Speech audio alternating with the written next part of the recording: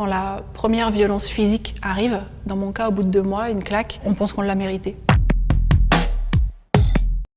Je m'appelle Marie Gervais, j'ai 42 ans et je viens parler de mes 8 années de violence conjugale de 16 à 24 ans que je raconte dans mon livre « Il me tue cet amour ». Je sors avec Thomas quand je suis en classe de première, à tout juste 16 ans. C'est mon premier copain, je suis sa première copine et pourtant ça ne va pas empêcher les violences de se mettre en place extrêmement rapidement. Les violences psychologiques, d'abord la manipulation en à peine 2 semaines et petit à petit toutes les autres formes de violence vont se mettre en place.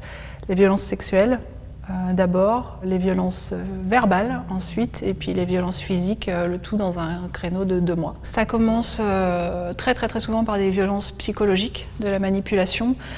C'est des choses dont on ne se rend pas compte et c'est bien là la force de l'emprise, c'est que ça commence par des toutes petites choses, tellement petites qu'on les minimise, on les banalise, on les excuse. Ça va être des remarques sur par exemple la façon dont je mâche, la façon dont je m'habille, la façon dont je marche. Et en fait systématiquement je me dis c'est pas très grave, il a peut-être raison.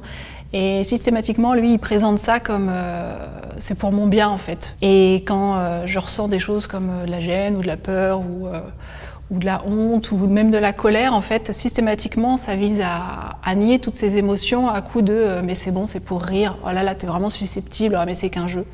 Et en fait, ça c'est très dangereux parce que c'est toutes ces petites choses qui petit à petit sapent notre estime de nous-mêmes, ce qui fait que quand la première violence physique arrive, dans mon cas au bout de 2 mois, une claque, en fait, on pense qu'on l'a mérité parce qu'on a déjà été préparé à tout ça.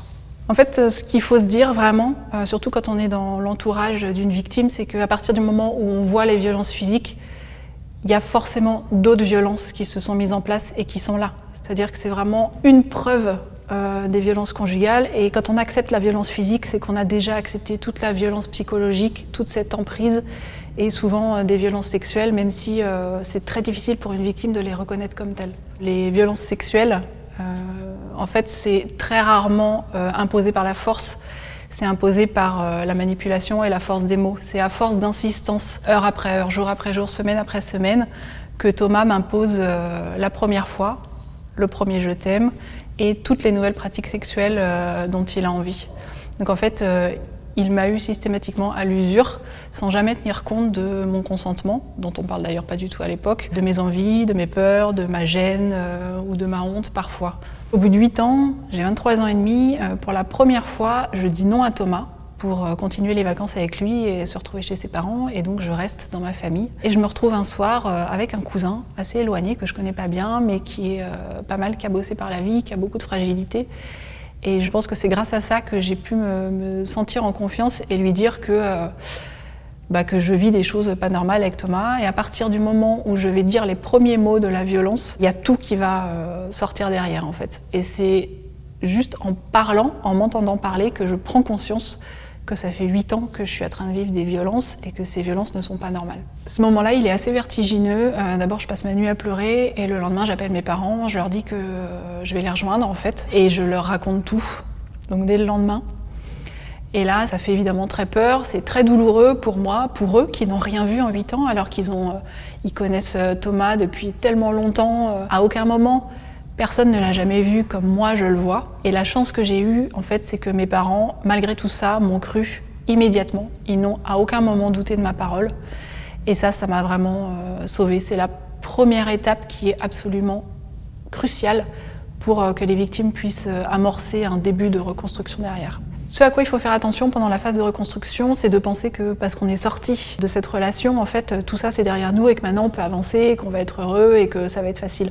En fait, c'est pas le cas parce qu'il faut sortir de l'emprise. C'est pas parce qu'on a fui la relation qu'on va sortir de l'emprise comme ça. Et ça, c'est un long processus. Il faut aussi être capable de reconnaître les signes de l'état de stress post-traumatique, comme par exemple ce qui a été très marquant chez moi, l'hypervigilance. Donc ça, c'est les sens qui sont constamment en alerte. Et ça peut être très lourd à supporter au quotidien. Je ne sais pas si on peut arriver un jour à comprendre totalement. Moi, avec mes 3 thérapies et tout ce travail sur moi, j'ai pas encore toutes les réponses à cette question de pourquoi j'ai accepté les violences.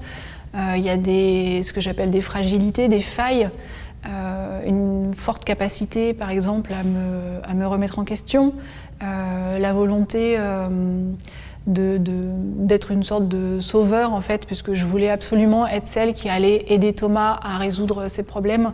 J'ai trouvé aussi pas mal de réponses dans l'éducation qu'on a quand on est une femme, dès toute petite, qu'il faut apprendre à être gentille, à être polie, à s'occuper des garçons, ne surtout pas être en colère, voilà, ne pas montrer certaines émotions, tout ça.